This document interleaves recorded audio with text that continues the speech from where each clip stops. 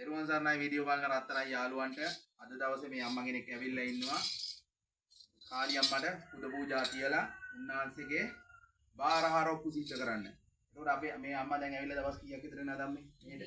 හරියටම දවස් 21යි. හරියටම දවස් 21යි. 21කින් අම්මා ඇවිල්ලා මේ අම්මා ඇස්වල කඳුළු.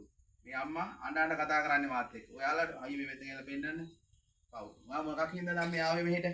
ඇත්තටම කියන්නකෝ. දුව. ඔව්. දුවට එයාගේ මහත්ය කරදර කරන හින්දා ඇවිල්ලා අම්මා ඉස්සරහා බාර බැඳලා පාලිගාරව කරපු කටයුතු කාරණා තමයි මේ අම්මා අද මේ ඔප්පු සිද්ධ කරන්න ඇවිල්ලා තියෙන්නේ.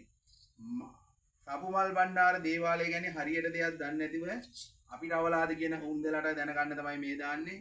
එතකොට ඒ වගේම අද දවසේ තව ඔප්පු සිද්ධ කරන්න බාර 3-4කට වැඩි එනවා. එතකොට මේ එකක් විතරයි.